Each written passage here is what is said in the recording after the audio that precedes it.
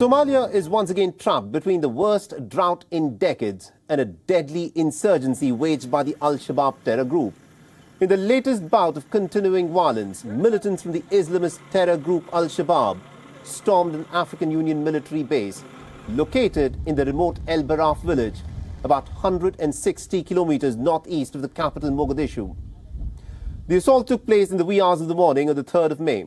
Just a day after the Eid al-Fitr festivities in Somalia. Al-Shabaab claims that it carried out twin suicide bombings, and the ensuing gunfight lasted for well over an hour. There are conflicting reports of casualties. The Al-Shabaab claims to have killed at least about 170 soldiers who were stationed at this peacekeeping base. It also claims to have captured an unknown number of soldiers as prisoners of war. But the fact is, the Islamist group often inflates the death toll suffered by its enemies in order to boost its own reputation. Burundi's army, however, has said that it has lost just 10 of its soldiers, while 5 are still said to be missing. This is one of the biggest attacks by Al-Shabaab in recent years. It's also the first attack since ATMIS replaced the earlier African Union mission in Somalia that was called AMISOM. The head of the United States Africa Command, General Stephen Townsend, has described Al-Shabaab as the greatest threat on the African continent that can potentially strike American targets even outside of Africa. The name Al-Shabaab means the youth in Arabic. Formed in the late 1990s and driven by the ideology of extreme Wahhabism, its goal is to establish a strict Islamic state in the Horn of Africa by expelling all outside forces. Al-Shabaab came into prominence in the 2006 war, when neighboring Ethiopia had invaded into Somalia and ousted the government that was formed by the Islamic Courts Union.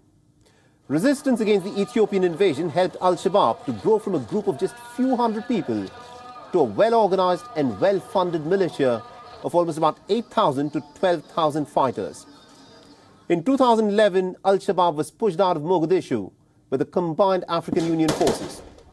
In 2012, Al-Shabaab pledged allegiance to the al-qaida terror network. For more than a decade, Al-Shabaab has waged a deadly insurgency against the Western-backed federal Somali government, whose control is limited to the urban centers of the country. Though it faces a stiff resistance from the Western-backed government, Al-Shabaab still controls large swathes of rural southern Somalia. The military presence of the United States in Somalia resumed in 2007 with the deployment of troops in small numbers. The mandate for the American troops was fairly straightforward.